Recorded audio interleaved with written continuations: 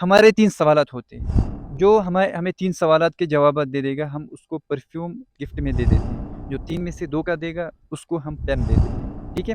چلیے جی پھر ہم شروع کرتے ہیں۔ سب سے پہلے حضرت آدم علیہ السلام کو سجدہ کس نے کیا؟ پولیس کچھ بھی نہیں کر سکتی ہے، یہ ہم اسلام کی وجہ سے اس برائی سے پیچھے رہے ہیں۔ ریسنٹلی انسائڈ کیمرہ جو آپ میں سے کوئی بتا سکتا ہے ان کے جوابات؟ بتا سکتا ہے؟ نہیں۔ ایک دن کا روزہ رکھوانا چاہیے، حکومت رکھوا سکتی ہے؟ نہیں، چاہے وہ ایک سیکورٹی کتنی جتنے لوگ ہیں اس سے 10 گنا زیادہ سیکورٹی کیوں نہیں ٹائٹ کرے گی، اس کے باوجود بھی وہ روزہ پاورفل کیا ہے؟ ریلیجن ہے۔ تو ہمیں آلمائٹی کا شکر کرنا۔ جبریل امین علیہ السلام نے سب سے پہلے حضرت آدم علیہ السلام کو سجدہ کیا ہے۔ جبریل کے بعد بسم اللہ الرحمن الرحیم، یہ ایک اچھا قدم ہے، مطلب آج کے یوتھ جو ہیں وہ ڈی ویٹ ہو رہے ہیں ڈرگس کے متعلق۔ آج بہت پولیس یہ کارروائی کر رہا ہے، ہر روز ایک نہ ایک نیوز آ رہی ہے ڈرگس کے متعلق۔ تو اگر یوتھ اس طرف ڈی ویٹ ہوں گے، اپنے دین کی طرف آئیں گے، اگر آپ بھی محنت کریں گے ایسے کوشچنس پوچھنے میں، تو یوتھ اگر آپ یہ پرائز بھی رکھتے ہیں، پھر اگر اس سے کسی کا حوصلہ افزائی ہوں گے تو وہ بہتر ہے۔ تو یہ ایک اچھا انیشیٹو ہے، نوجوانوں کو ڈرگس کی اور سے بچانے کا یہ ایک اچھا انیشیٹو ہے۔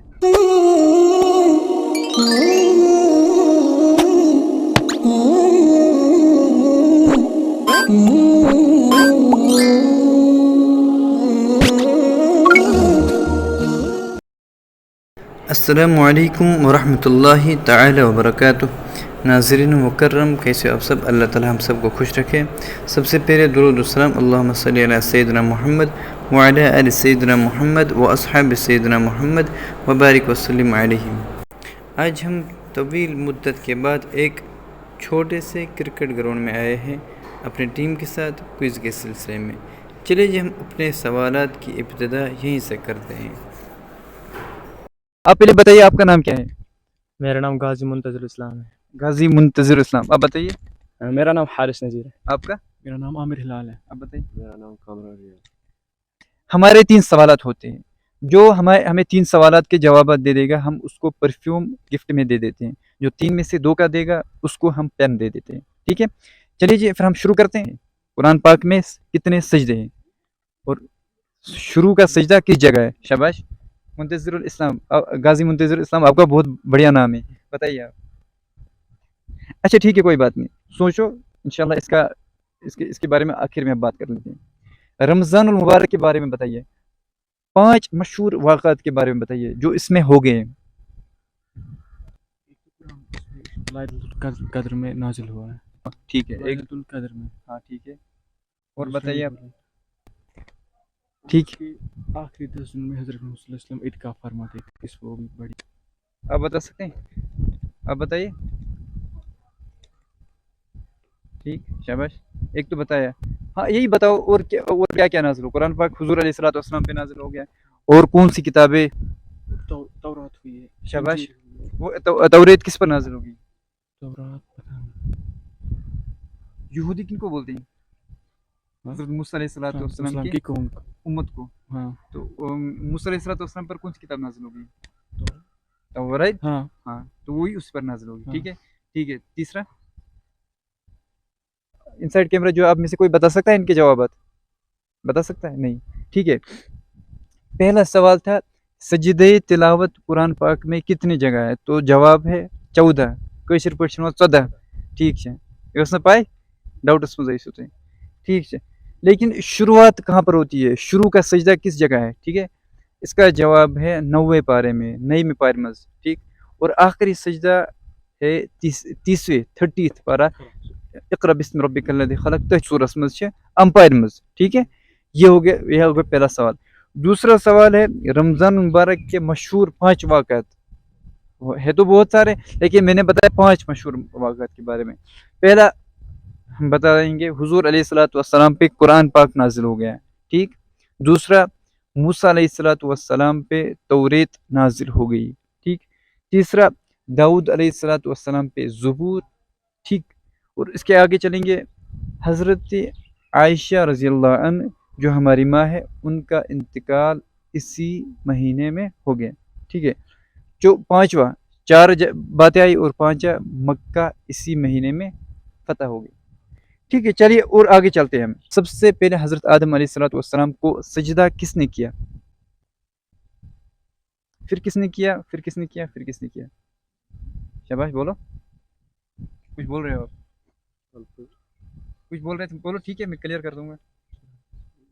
ठीक, सही है शुक्र। हज़रत जिब्राइल हाँ, अलैहिस्सलाम। फिर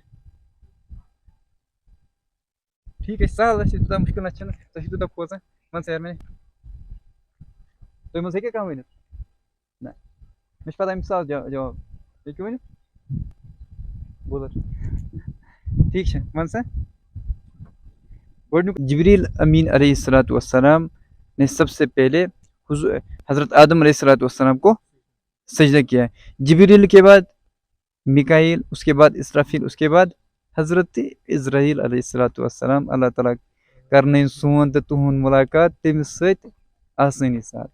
حضرت اسرائیل علیہ الصلوۃ والسلام، یمس اسرائیل علیہ الصلوۃ والسلام اس زیادہ مشہور ہے، ٹھیک ہے، ٹھیک ہے، پکو برو کن۔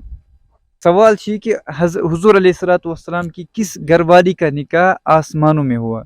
پہلا حضرت عائشہ رضی اللہ عنہ، دوسرا حضرت ختیجہ، تیسرا حضرت خولہ، چوتھا حضرت زینب۔